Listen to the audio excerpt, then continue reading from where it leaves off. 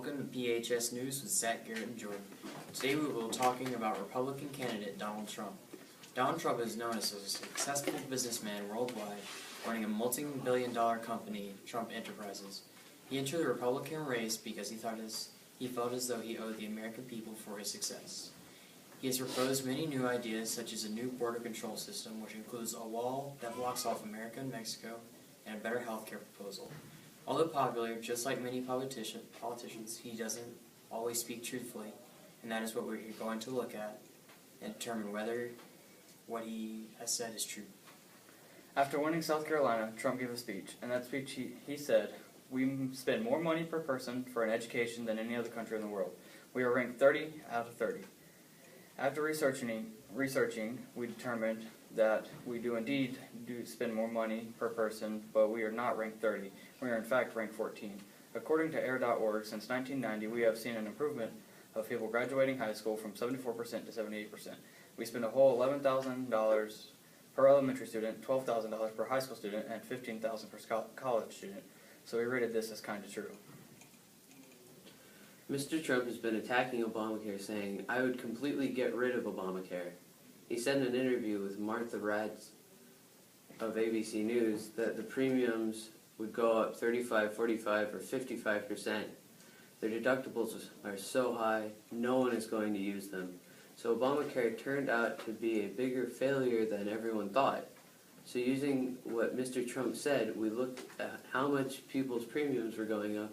This research shows that Mr. Trump first estimate was of 14.7% away from the actual cost increase.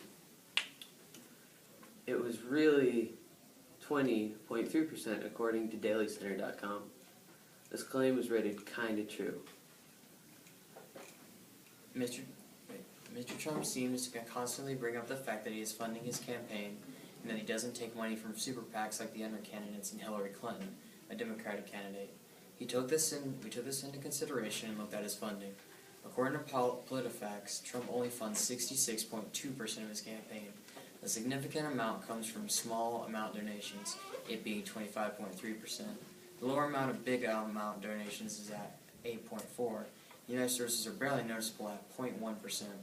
So he rated Mr. Trump's statement as kind of true, him funding most of his campaign by a large amount, while other candidates hardly input any of their money into their races.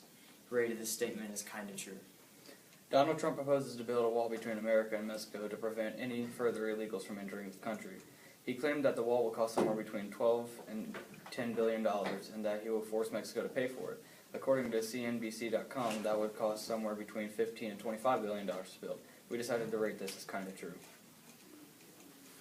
Mr. Trump claimed in his speech in South Carolina that America is at a $58 million trade deficit with Mexico.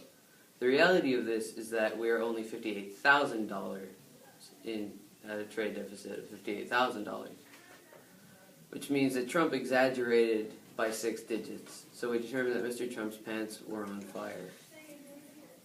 In a press conference in his jet just before a rally for Mr. Trump, he mentions an NBC poll calling it the NBC monkey poll.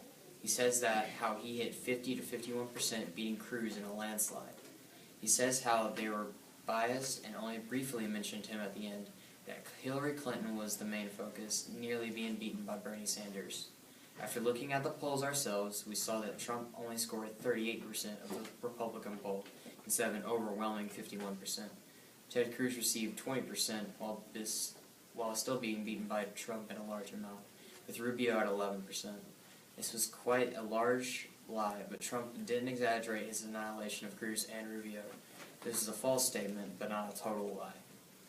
After researching Donald Trump's statements in his speeches and interviews, we saw that most of his statements were kind of true, with one each of false.